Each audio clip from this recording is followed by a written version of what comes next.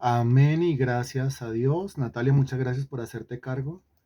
Y sí, concuerdo contigo, que sea el Espíritu de Dios en esta noche, como en todas las noches, el Espíritu de Dios nos ha asistido para poder entender su santísima palabra. Comenzamos nosotros hace unas semanas atrás una nueva serie dentro del tema, no nos salimos del tema, una nueva serie que se llama La Escuela de la Oración.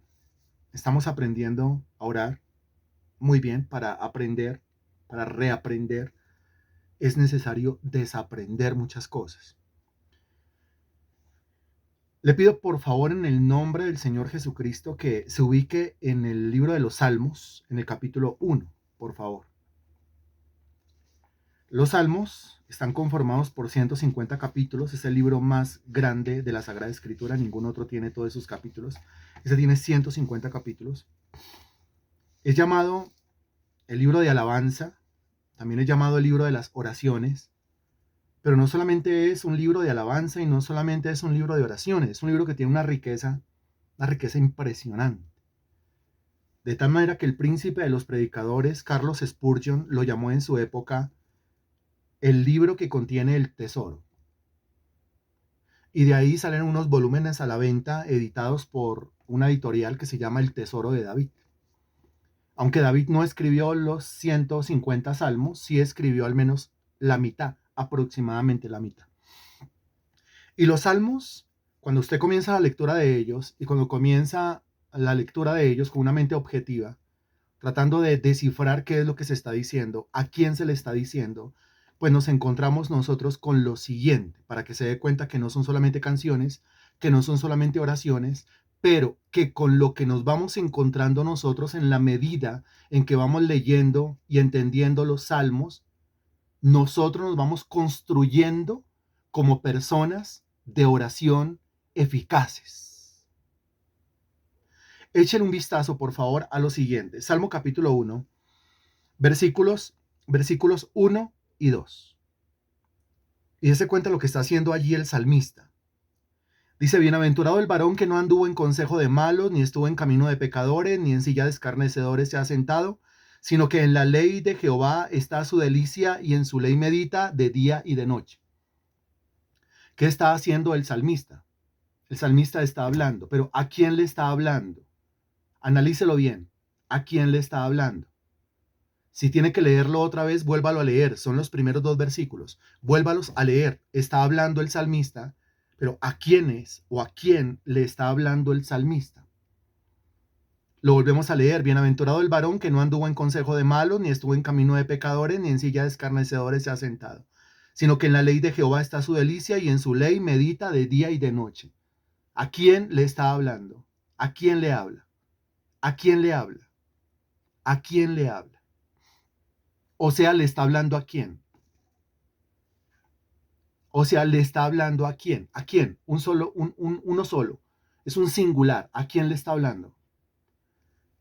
Ahí encuentran en el versículo 1. No lo aplique todavía. La aplicación viene de últimas. Primero usted tiene que discernir a quién le está hablando el salmista.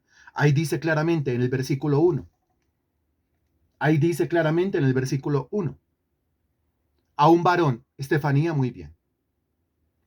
Señora Zoila, muy bien. A un varón. A un varón, muy bien, Denise. Le está hablando un varón.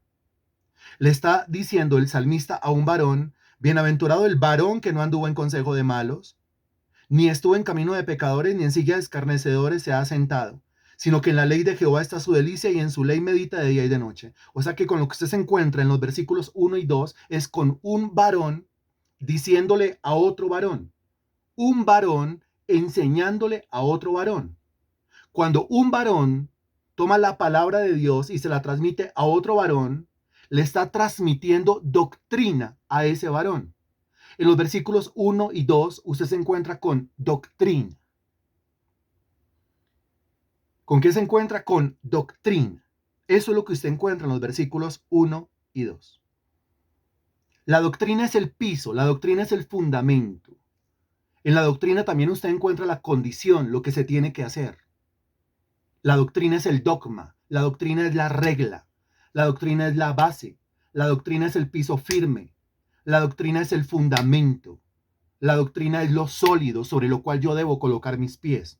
¿Estamos hablando claro? ¿Me está entendiendo usted lo que estoy intentando decir? ¿Estoy siendo claro y específico? Aquí usted encuentra doctrina. Ahora, a continuación, será como árbol plantado junto a corrientes de aguas, que da su fruto en su tiempo y su hoja no cae, y todo lo que hace prosperará. Dese cuenta lo que dice el versículo 3. Ahora ya el versículo 3 utiliza los verbos en futuro. Será como árbol plantado. Y si es un verbo en futuro, pues entonces aquí se está hablando de una profecía, se está profetizando, pero dentro de la profecía usted encuentra una promesa. ¿Sí lo nota?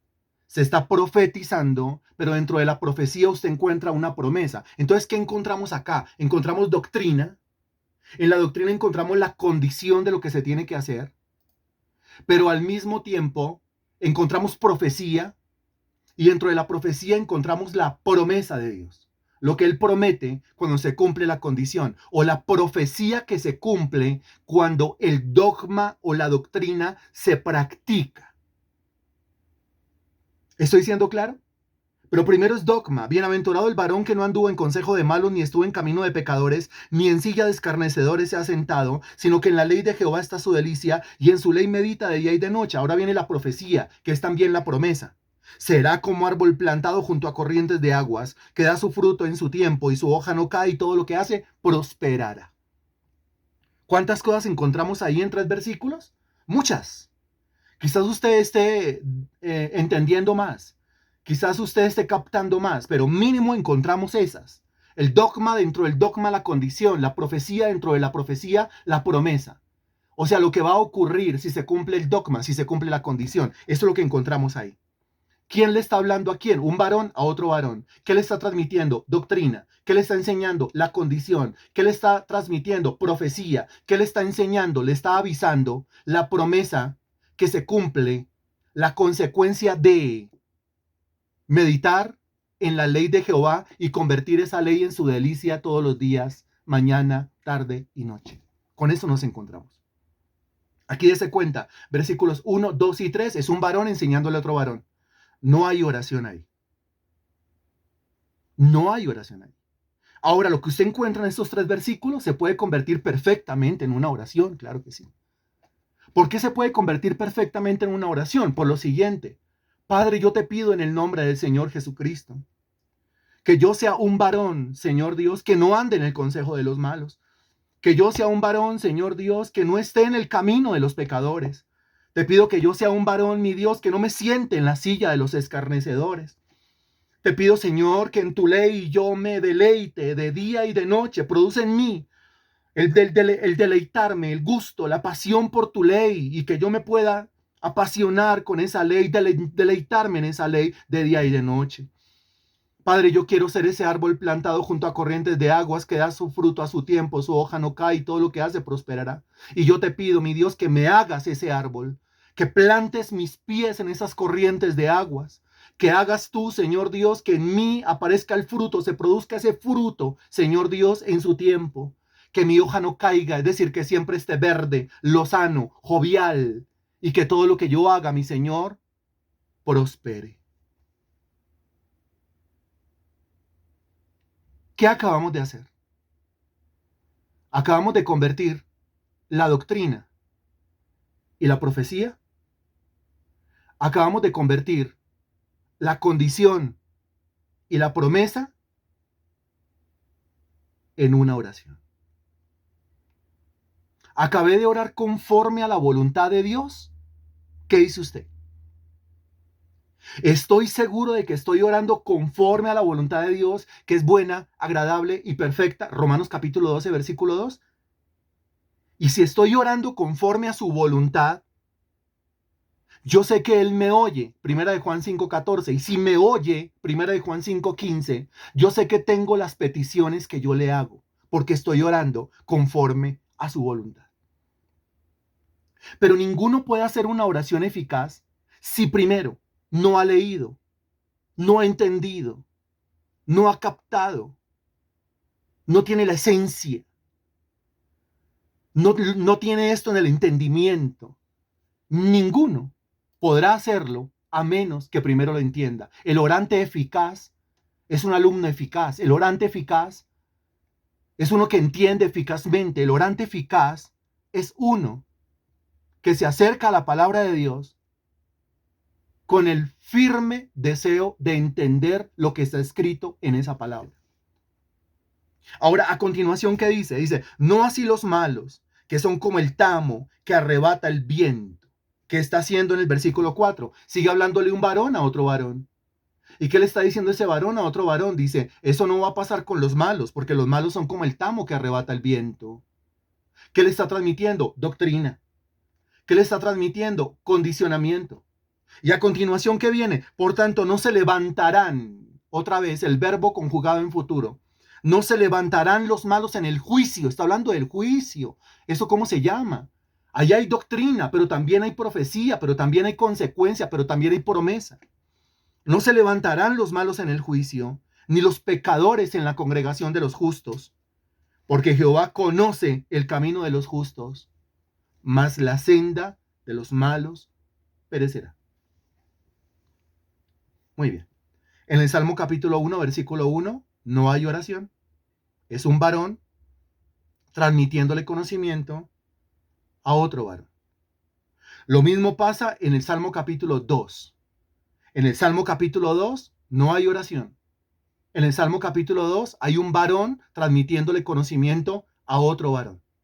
Conocimiento, doctrina, enseñanza, base, fundamento sólido, dogma, la regla, la condición, profecía, promesa. Todo eso en el Salmo capítulo 1 y en el Salmo capítulo 2. Aunque el Salmo capítulo 1 no es oración, se puede convertir en oración después de que usted ha entendido el dogma, la regla, la base, el piso sólido, la roca. En el Salmo capítulo 2 no hay oración, pero se puede convertir en oración después de que usted ha entendido lo mismo, la roca, el fundamento, la base, el piso firme, lo sólido, a nivel de enseñanza, a nivel doctrinal. De esa manera usted no va a titubear cada vez que se acerque al trono de la gracia. La oración como tal aparece en el capítulo 3. Pero ojo que no todos los versículos del capítulo 3 del libro de los Salmos es una oración. Aunque algunas versiones lo muestran como si fuera una oración, usted se va a encontrar con que no todo lo que se dice ahí es una oración. Aparecen otros nuevos elementos. Pero nos parece bien, especial, que los salmos estén organizados así de esa manera. Quienes lo organizaron así fueron los mismos judíos. Desde la Septuaginta, esto está organizado así. Recuerde que la Septuaginta es el Antiguo Testamento traducido al idioma griego. Y en el Antiguo Testamento traducido al idioma griego, Septuaginta, de séptimo, de 70, porque fueron 70 los rabinos judíos los que tradujeron el Antiguo Testamento de Génesis a Malaquías, del idioma hebreo al idioma griego, para dárselo a conocer a los griegos. La Biblia que utilizó Jesús, la Biblia que utilizó Pablo, la Biblia que utilizaron los apóstoles fue la Septuaginta, es decir, la traducción al griego del Antiguo Testamento que estaba originalmente en el idioma hebreo. Y cuando usted la lee allá, los salmos están organizados así. ¿Por qué están organizados así? Bueno, los rabinos lo organizaron así con alguna intención. ¿Con qué intención? Con el de enseñarnos lo siguiente. Con la intención de enseñarnos lo siguiente. Hasta el Salmo capítulo 3 aparece la oración. Salmo 2, Salmo 1 es solo palabra, fundamento, doctrina, dogma, enseñanza, comprensión, entendimiento, inteligencia, sabiduría, etcétera, etcétera, etcétera, etcétera. En el Salmo 3 aparece la oración. ¿Qué quiere decir? Que la oración no se puede hacer si usted no tiene lo anterior. A veces creemos que la oración es una conversación con Dios. Y así lo entendemos y así lo enseñamos. Orar es conversar con Dios. Muy bien, pero ¿cuál es la temática de esa oración? ¿Cuál es la base de esa oración? No cualquier oración surte efecto. A veces hablar con las personas es hartísimo porque son oraciones sin fundamento. O sea, son conversaciones sin fundamento. Orar es conversar, sí. Orar es hablar, sí. Pero hay que tener un fundamento en la oración.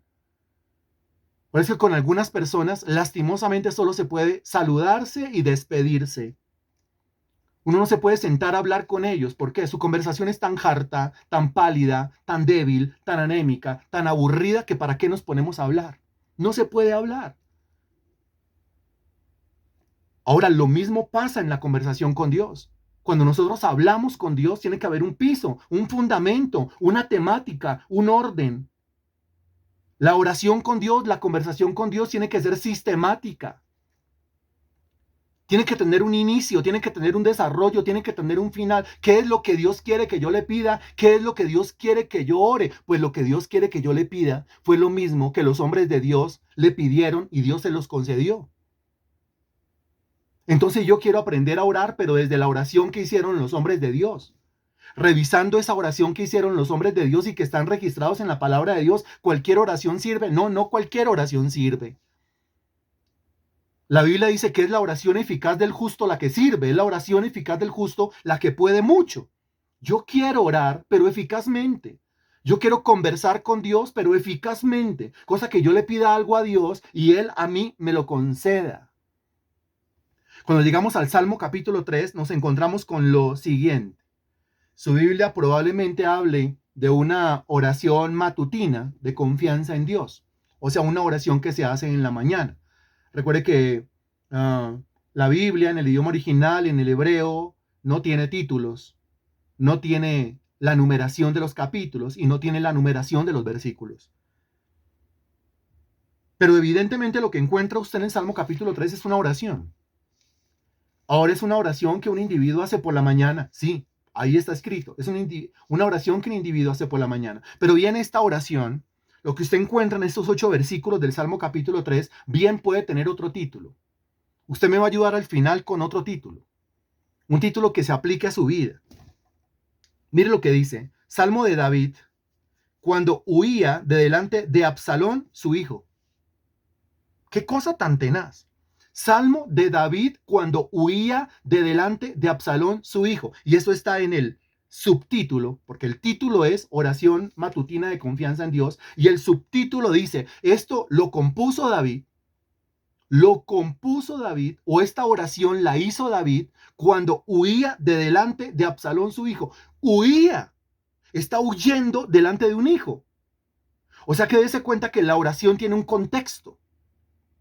Hay algo que obligó a David a hacer esta clase de oración.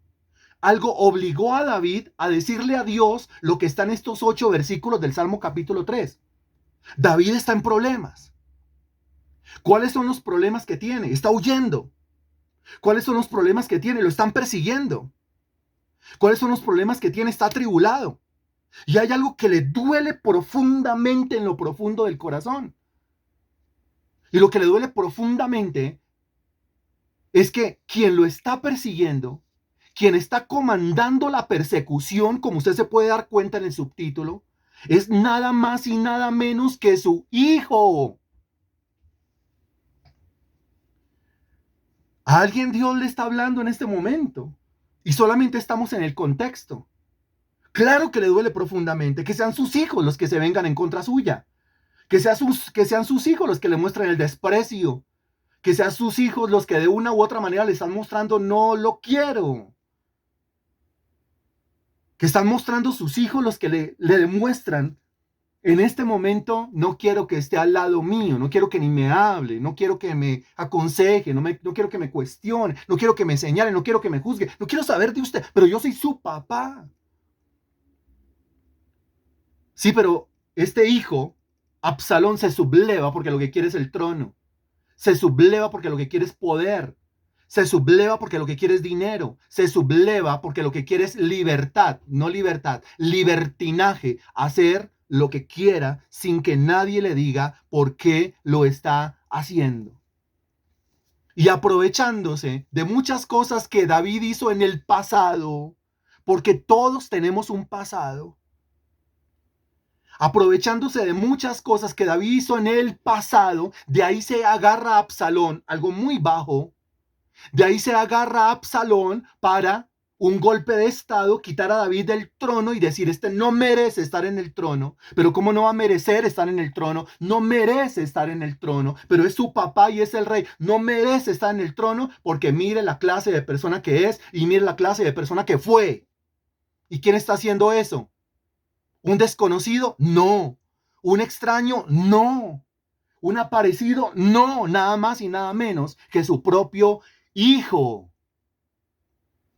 Así como lo acabamos de revisar en el capítulo 1 y el capítulo 2, toda oración tiene base, toda oración tiene fundamento, toda oración tiene doctrina, toda oración tiene roca firme.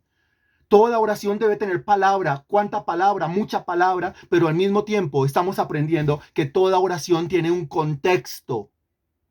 Yo hago oraciones desde el contexto que estoy viviendo. Yo hago oraciones desde la experiencia que yo estoy viviendo, desde lo que estoy experimentando. Yo hago oraciones a mi Dios. Desde ahí yo elevo mis oraciones. Desde ahí construyo las oraciones. O sea que las oraciones las voy construyendo con el conocimiento de la palabra de Dios que yo tengo, pero teniendo al mismo tiempo mucho entendimiento de la situación por la cual yo estoy pasando. Aquí vengo con dos cosas yo. Uno, el conocimiento de la palabra que tengo. Y dos, el conocimiento de la situación por la cual yo estoy atravesando. Vengo con esas dos cosas a construir mi oración delante de Dios. ¿Cómo le parece lo que estamos diciendo hasta este momento? Le leo lo que quiera escribir.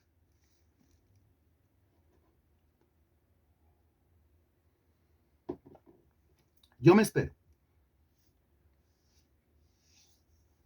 Ya hablé 21 minutos seguido. Ahora yo le espero. Escriba usted, yo le leo. Le voy a dar un par de minutos. Escriba, por favor. A usted, ¿cómo le parece? ¿A usted qué le está hablando Dios? ¿A usted qué le está diciendo el Señor?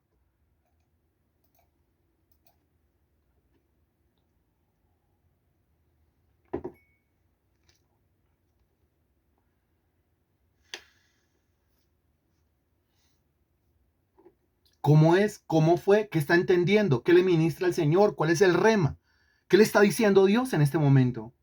Por favor, regáleme su respuesta. Acabo de hablar 21 minutos seguidos. Regáleme una respuesta. 30 segundos se demora. Quizás un minuto se demora escribiendo algo. 2 minutos, ok. 3 minutos, ok. Ok. 3 minutos tiene para escribir su respuesta, por favor.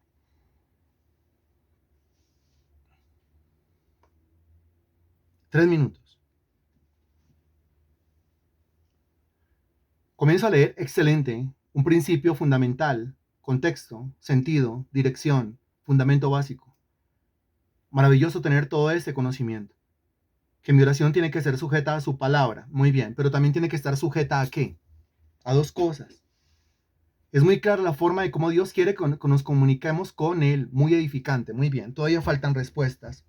Espero su respuesta. Gracias. Gracias.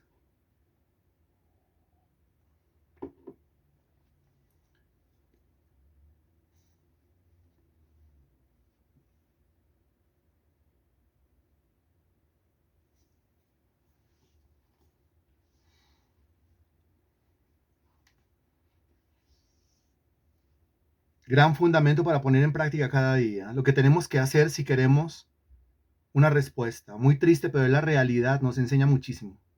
Base sólida para la oración. Al contexto y a la situación que estoy viviendo. Necesitamos el conocimiento y la verdadera comunión con Dios para sí mismo interceder por medio de la oración. Orar de acuerdo a la situación que estamos pasando, muy bien, pero guiados por su palabra para tener respuesta de Dios. Marta Poveda, excelente. Que debo transformar y orar de acuerdo a su palabra, así es eficaz. La oración debe ser clara y eficaz y con sentido basado en la palabra, muy bien. Ore con base en la palabra, sí, pero también ore con base en el contexto de lo que está viviendo. Porque mire, cuando usted ora con base en la palabra, usted tiene seguridad. Pero cuando usted ora con base en el contexto, usted tiene sinceridad. Y esas dos cosas se necesitan para la oración. Seguridad y sinceridad. La seguridad está en la palabra, por eso debe usar la palabra. Pero la sinceridad se la da el contexto, la experiencia, lo que usted está viviendo, eso le da la sinceridad. Aquí David va a ser completamente sincero en el Salmo capítulo 3. ¿Por qué? Porque su hijo lo está persiguiendo, porque su propio hijo lo está atribulando, porque su propia familia se le vino encima, porque su propia familia no lo quiere. Y él como está dolorido, y él como está apesadumbrado. Y tiene dos cosas a la mano, la palabra de Dios, las promesas de Dios, la doctrina de Dios, pero al mismo tiempo tiene a la mano lo que está viviendo, la experiencia que tiene. Y cuando usted agarra esas dos cosas, la palabra que le da seguridad y la experiencia que está viviendo que le da sinceridad y construye una oración, será una cosa completamente poderosa. ¿Quién lo está entendiendo? Porque no puede ser que yo esté atribulado y yo, Padre, en el nombre de Jesús. Ni se escucha eso. Una oración toda debilucha, como un bostezo por allá. Realmente no lo está sintiendo. Realmente no le está doliendo. Realmente no tiene el alma partida en dos y se necesita. Si yo estoy atribulado, pues que se vea en la oración, el desahogo. Que se vea en la oración que estoy drenando todo eso, sacando todo eso. No puede ser que a mí me den la oportunidad de orar y que yo haga una oración como si estuviera yo hablando con la pared. No, yo estoy hablando es con Dios, el que me ha dado sus promesas y el que ha visto las situaciones por las cuales yo estoy pasando. Por eso aprovecho esa oportunidad con estas dos cosas en la mano y yo me desahogo delante de mi Dios. Delante de mi Dios. Y entonces los primeros dos versículos dicen así: oh Jehová. Note el oh Jehová. El oh ya está diciendo de todo. El oh, ¿qué está diciendo aquí? ¿Qué entiende usted por ese oh en la oración? ¿Qué entiende usted con ese oh en medio de la crisis? ¿Qué entiende usted con ese oh en medio del hambre? Ese oh en medio del dolor. Ese oh en medio de la enfermedad. ¿Qué entiende usted con ese oh en medio de la persecución? ¿Qué entiende usted con ese oh en medio de la aflicción? En medio de la soledad, en medio del desierto. Ese oh, ¿qué significa? Ese oh significa eso. Así comienza esta oración y ese oh solito ya es una oración. Ese oh solito ya es un clamor. Ese oh solito ya es una súplica. Ese oh solito ya es entendido por el mismo Dios. Ya Dios está diciendo, yo entiendo ese oh, yo entiendo esa exclamación. Yo entiendo esa expresión de dolor que sale de lo profundo de su ser. Y si no tiene más palabras, sino solamente eso, pues dígale eso. Si no puede construir una oración así, tan sistemática, tan bien elaborada, hasta con rima, con una prosa impresionante, si lo único que usted tiene para decirle a su Dios es, oh, pues dígale. Porque el Señor atiende hasta el clamor más pequeño. Porque Dios atiende hasta la súplica más chiquita. Siempre y cuando se haga con estas dos cosas en la mano, con la palabra que le da la seguridad y con la experiencia que está viviendo, que le da la sinceridad. Si ese oh tiene como base la palabra y si ese oh tiene la sinceridad de lo profundo de su alma, ese oh es suficiente. Ese oh trae respuesta, porque Dios entiende esas expresiones. Y así comienza David en el Salmo, capítulo 3, versículo 1. Dice, oh Jehová, ¿cuánto se han multiplicado mis adversarios? Dese cuenta que esto no es como el Salmo 1 y no es como el Salmo 2. Aquí está David hablándole, pero ¿a quién le está hablando? Está muy claro en el versículo 1. ¿A quién le está hablando? Lo que no está haciendo en el capítulo 1. En el capítulo 1 no le habla a Jehová. Lo que no hace en el capítulo 2, en el capítulo 2 no le habla a Jehová. En el capítulo 1 y en el capítulo 2 se le está hablando a los hombres, les está enseñando, se está sirviéndole a los hombres. Pero en el capítulo 3 dice, oh Jehová, no le está hablando a los hombres, le está hablando a Dios, le está hablando a Dios. Ahora en el capítulo 1 no está David hablándole a los hombres y diciéndole, ayúdenme porque los enemigos me están rodeando. No. En el capítulo 2 no le está hablando a los hombres diciendo, ayúdenme seres humanos porque los enemigos me han rodeado. En el capítulo 3 tampoco lo hace, no invoca a los hombres diciéndole, miren que los enemigos se han multiplicado. Esa queja la tienes delante de quién? Delante de Dios. Esa expresión la tienes delante del Señor. Él va a orar delante de Dios y es delante de Dios que se desahoga, no delante de los hombres. Es a Dios al que le ruega, no a los hombres. Es delante de Dios que presenta su causa, no delante de los hombres. Delante de los hombres, Salmo 1, Salmo 2, Él enseña, Él predica, Él transmite, Él sirve. Pero delante de su Dios se desbarata. Se puede dar cuenta de esto, ¿no? Ahora, ¿quién le da al hombre la capacidad y la fortaleza para estar como en el Salmo 1, delante de los hombres predicando, hablando, enseñando? ¿Quién le da al hombre la fortaleza para hacer lo que dice el Salmo 2? Hablar, enseñar, transmitir, comunicar, dar doctrina. Dios le da a uno la fortaleza para pararse delante de los hombres, a mostrarles el camino de la salvación. Salmo 1 y Salmo 2. Pero cuando estamos delante de nuestro Dios, nos desbaratamos. Nos desbaratamos. Y es el lugar apropiado para desbaratarse.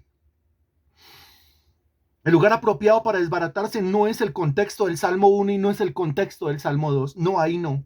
Ahí estamos delante de los hombres. Y en pleno servicio hay que sacar fortaleza de donde uno no la tenga. Y en medio del servicio uno tiene que fortalecerse en el Señor y en el poder de su fuerza. Pero cuando estamos en la recámara secreta, cuando estamos en el aposento con Dios, ahí es cuando nos desbaratamos. Ahí es cuando nos partimos en pedacitos. Ahí es cuando el alma se quebranta. Ahí es cuando derramamos el corazón delante de nuestro Dios. Ahí es cuando lo hacemos.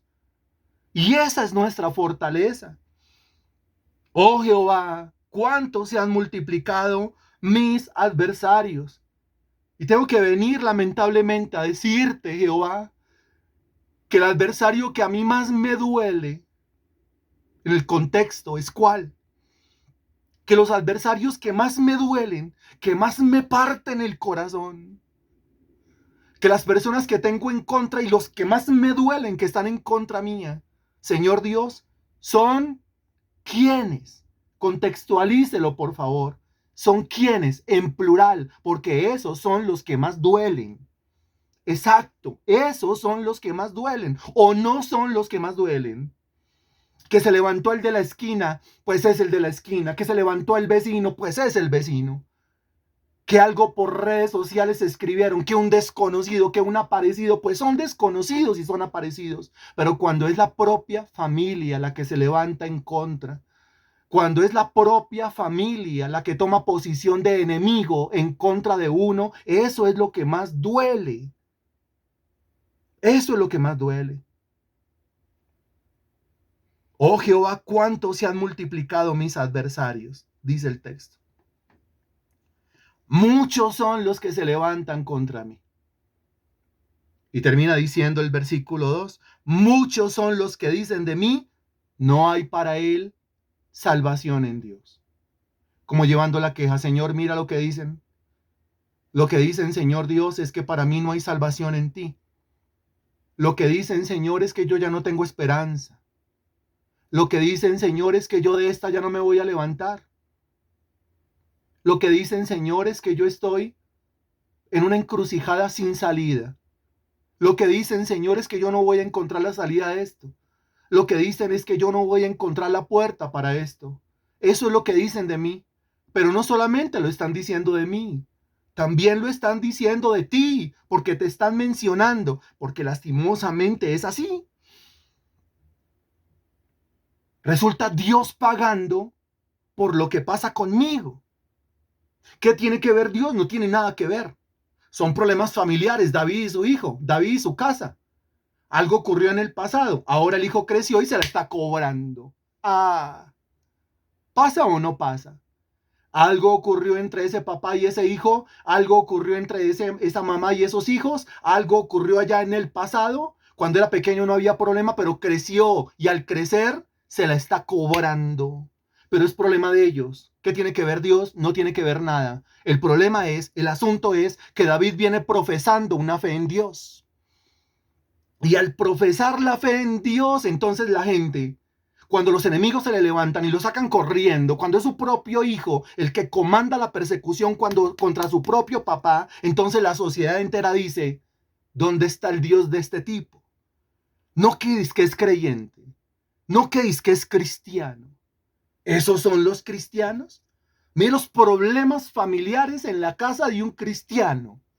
Mire la vergüenza de hijos que tiene ese cristiano, que hasta sus hijos se levantaron, le quitaron el trono, lo sacaron corriendo de la casa y lo dejaron sin nada. Experimentar eso no es fácil. Experimentar eso es difícil. Pero David sabe qué hacer en ese momento difícil. Experimentar eso es terrible, pero David sabe qué hacer en esos momentos terribles. Sabe qué hacer. ¿Qué hace? Ora, porque es que no tiene más que hacer. Ora, porque en eso está su esperanza. Ora, ora, porque ese es su refugio. Ora, busca a Dios. Porque si no busca a Dios y si no es Dios el que se levanta y lo ayuda, ¿qué le van a hacer? Porque es una emboscada la que le han tendido, porque es una persecución completa. Y si Dios no lo ayuda, ¿a él qué le hacen? ¿A él qué le va a pasar? Es su propia vida la que está en riesgo. A él lo agarran, a él lo matan. Fue un golpe de estado. A Absalón no le importa la vida de su papá, solamente le importa sentarse en el trono, tener autoridad, tener dinero y un libertinaje para hacer lo que quiera. Y si para eso tiene que desaparecer a su propio papá, pues está dispuesto. La muerte está persiguiendo a David. ¿A quién acudir? La enfermedad está persiguiendo al cristiano. ¿A quién acudir? El problema laboral, el problema económico está persiguiendo al cristiano. ¿A quién acudir? El cristiano contemporáneo no hace lo que hizo David. David no se puso a decir, hay que orar, hay que orar, hay que orar. David no dijo, hay que orar. David se puso a orar. Claro que puede orar. Solamente dóblese y desbarátese allá. Solamente dóblese de rodillas y desahóguese con Dios y drene todo lo que tiene allá adentro. Y usted verá cómo el Señor le comienza a dar una paz que sobrepasa todo entendimiento. Y guarda su pensamiento y guarda su corazón en Cristo Jesús. Eso es lo que dicen estos versículos. Pero en la medida en que yo voy orando y voy haciendo esta oración, voy convirtiendo la oración de David en mi propia oración, yo me voy acordando. Por ejemplo, segunda de Samuel capítulo 15, versículo 2, en segunda de Samuel capítulo 15, donde usted encuentra el contexto de la persecución y el golpe de estado que le dio Absalón a David.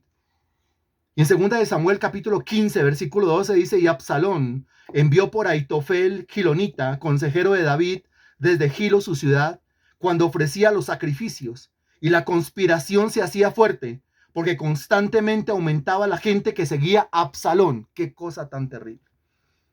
La conspiración se hacía fuerte porque constantemente aumentaba la gente que seguía a Absalón. Ese es el contexto. Segunda de Samuel capítulo 15, versículo 12, y en el Salmo capítulo 3, David dice, ¿cuántos se han multiplicado mis adversarios?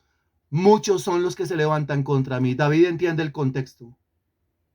Y con el contexto en la mano y con la palabra de Dios en la otra mano, construye su oración. Qué impresionante.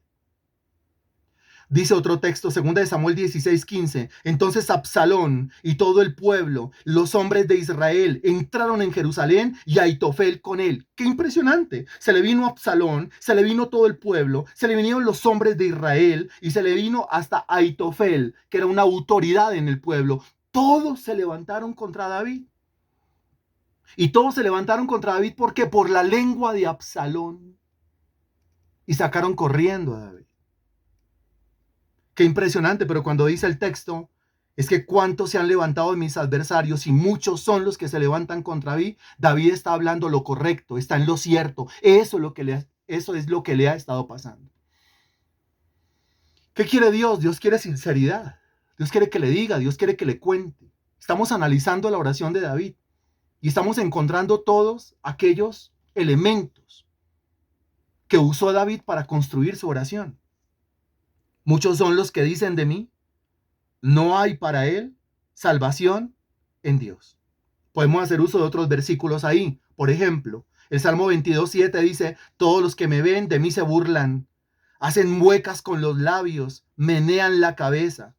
Le repito, ese es el Salmo 22:7. El Salmo 42:3 dice, mis lágrimas han sido mi alimento de día y de noche, mientras me dicen todo el día, ¿dónde está tu Dios?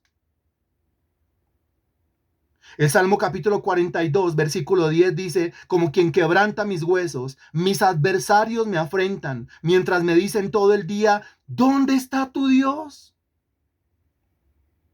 El Salmo capítulo 71, versículo 11 dice, diciendo, Dios lo ha desamparado, perseguidlo y apresadlo, pues no hay quien lo libre. Una frase constante en la boca de David cuando oraba. La gente dice que tú no me vas a salvar, Señor. La gente dice que tú no me vas a rescatar, Señor. La gente dice que ya para mí no hay esperanza, Señor. La gente dice que así como ellos no me quieren, tú tampoco me quieres. La gente dice que así como ellos están en contra mía, tú también estás en contra mía. La gente dice que así como ellos me persiguen, así también tú me persigues. La gente dice que así como ellos me odian, tú también me odias, Señor. Pero métale doctrina al asunto. Pero tú no me odias, Señor. Tú no me odias porque de tal manera a mí me amaste, que tú diste a tu Hijo unigénito para que todo aquel que en Él crea y yo creo, no se pierda, sino que tenga vida eterna. Tú a mí no me odias, porque tu palabra dice, con amor eterno te he amado, por eso te prolongué mi misericordia. Tú a mí no me odias, porque tu palabra dice que nuevas son cada mañana sobre mí tus misericordias. Tú a mí no me odias, porque tu palabra dice que el amor tuyo fue derramado en mi corazón por el Espíritu Santo que tú me has dado. Tú a mí no me odias, porque tu palabra dice, en amor, habiéndome predestinado para ser un hijo tuyo según el puro afecto de tu voluntad. Tú a mí no me odias, porque tu palabra dice, Señor, que ni la vida, ni la muerte, ni lo alto, ni lo profundo, ni ángel, ni principado, ni mi propio hijo, ni mi propia familia, ni nada me podrá separar del amor de Dios que es en Cristo Jesús. Ellos dicen que tú me odias, pero yo sé, mira la herramienta, la doctrina, la palabra, yo sé que tú me amas. Y aunque mi corazón engañoso me diga que tú no me quieres, yo entiendo que mi corazón es mentiroso y es engañoso más que todas las cosas. Y que tiene que guardarse. Y que yo debo hacerle caso no a lo que yo sienta, sino que debo hacerle caso a lo que tu palabra dice, Señor. Mi propio hijo me puede estar odiando. Aunque tu padre y tu madre te dejaren, mi propio papá me puede estar odiando. Mi propia mamá me puede estar odiando y aborreciendo. Mis propios hermanos pueden levantar contra mí el calcañar. Mis propios hermanos me pueden estar persiguiendo como perseguía a Caín a Abel, Esaú a Jacob. Puede ser que toda mi familia y puede ser que toda la sociedad me aborrezca, pero de algo yo estoy seguro. Y es de que tú a mí no me aborreces, de que tú a mí me amas, de que tú a mí me quieres. Y como no me aborreces, no procuras mi muerte. Como me amas, tú procuras mi salvación y mi liberación.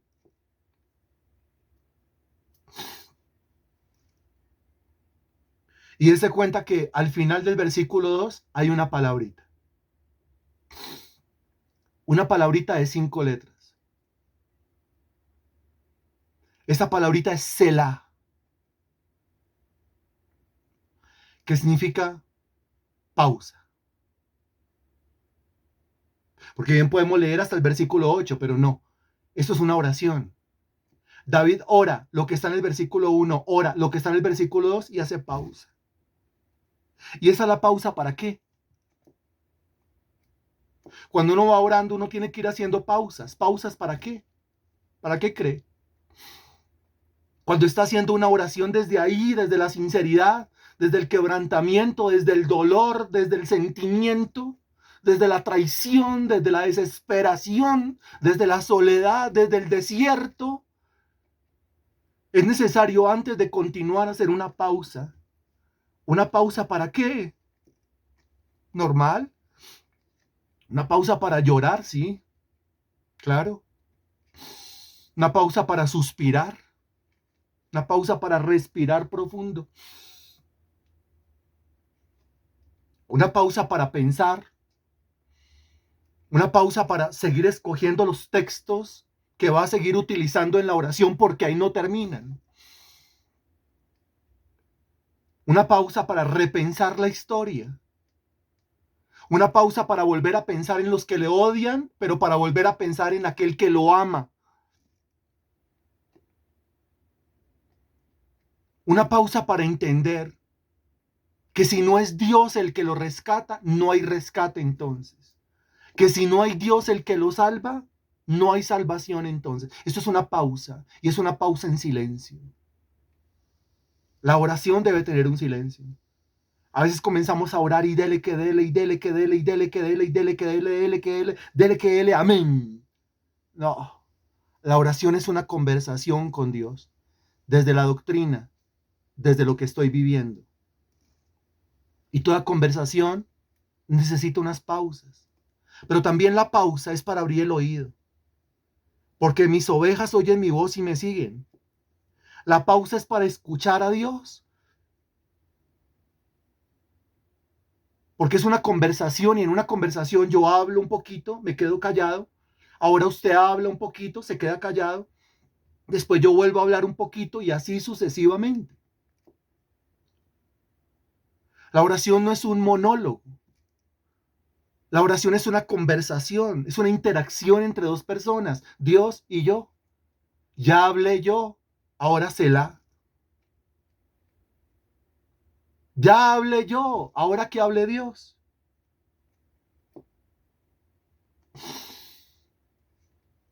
Y después de que Dios ha hablado, mire cómo lo que está dentro del corazón, lo que está dentro del alma comienza a ser cambiado.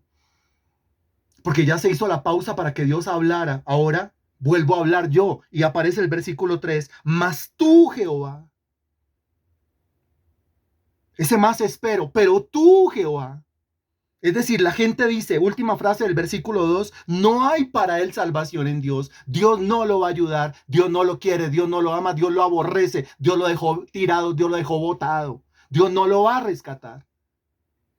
Selah, pausa. Algo pasó ahí. Dios le habló. Dios le dijo. Dios le ministró, porque dice el versículo 3, mas tú, Jehová, pero tú, Jehová, sigue hablándole a Jehová, mas tú, Jehová, eres escudo alrededor de mí. Tú eres mi gloria y eres el que levanta mi cabeza. Levantar la cabeza. ¿Alguna vez ha andado usted así, con la cabeza abajo? Humillado, dolido, usted no quiere nada. La gente alrededor no lo va a entender. Y no pida que lo entiendan, no pida que lo entiendan y no se queje del por qué no lo entienden. No es la gente la que tiene que entendernos. No me sirve que la gente me entienda, que si me entienden o no me entienden, no me sirve, no me funciona. Lo que a mí me funciona es que alguien me entiende, que alguien ha captado, que alguien ha visto, que alguien está pendiente de mí. Él es el que tiene que estar pendiente, el resto no. Y así estén pendientes, no me va a servir de todos modos. No me va a funcionar de todos modos. Absalón tiene demasiado poder. Aquí a mí lo que me sirve es que Dios me vea. A mí lo que me sirve es que Dios sea testigo, que Dios esté pendiente, que Dios corra en mi auxilio. Eso es lo que me sirve. Pero ¿alguna vez ha andado usted con la cabeza abajo? Con la cabeza baja. El dolor, con la cabeza baja. La tristeza, con la cabeza baja. La desilusión, la desolación. Así andaba David. Tú eres escudo alrededor de mí. Tú eres mi gloria y tú eres el que levanta mi cabeza. Algo pasó en ese Selah. Porque lo que está diciendo en los versículos 1 y 2 es, mire cómo se han levantado en contra mía, Señor. Y mire cómo me persiguen y mire cómo hablan mal de mí, mire cómo hablan mal de ti. Selah, Dios habló. Y ahora dice, pero tú, Jehová, eres escudo alrededor de mí. Tú eres mi gloria, Señor. Y tú eres el que levantas mi cabeza, dice el versículo 3. Ahora el versículo 3 pasa al versículo 4. En el versículo 4, note lo que David está haciendo. Y hasta ahí habremos llegado por hoy. El versículo 4 dice, con mi voz clamé a Jehová, y él me respondió desde su monte santo. Aquí David está hablando. En el versículo 4, ¿a quién le está hablando David? Con mi voz clamé a Jehová. No dice con mi voz clamé a ti, sino con mi voz clamé a Jehová. Y él me respondió desde su monte santo. Está hablando David. ¿A quién le está hablando David? Si está solo. ¿A quién le está hablando David? Si está en un momento de oración. ¿A quién le está hablando David? Si está en algún lugar por allá escondido, por allá apartado. ¿A quién le está hablando David? La respuesta es una sola. David le está hablando. ¿A quién? ¿A quién? No. Con mi voz clamé a Jehová. No le puede estar diciendo a Jehová, con mi voz clamé a Jehová. No, no le está hablando a Dios. Hasta el versículo 3 le está hablando a Dios. Pero en el versículo 4 cobra ánimo. En el versículo 4 usted lo nota fortalecido. Y entonces él decide hablar. ¿A quién le habla? Él le está hablando. Él se está hablando a sí mismo. A sí mismo. ¿Cómo está en el versículo 1? Oh Jehová, muy triste por el piso. ¿Cómo está en el versículo 4? Diciendo, con mi voz clamé a Jehová. Y él me respondió desde su monte santo. Se atreve a hablarse a sí mismo. Se atreve a poner en orden su mente, a poner en orden su corazón, a poner en orden sus sentimientos. La gente dice que tú no me quieres, pero tú me amas. Entonces yo me digo a mí mismo, Dios me ama, Dios me quiere, Él dio su vida por mí, Él envió a su hijo, ¿cómo no me va a querer? Y esa es la manera de calmar una de dos tormentas que normalmente se levantan en contra de mí. Hay una tormenta externa, la comandada por Absalón, su hijo.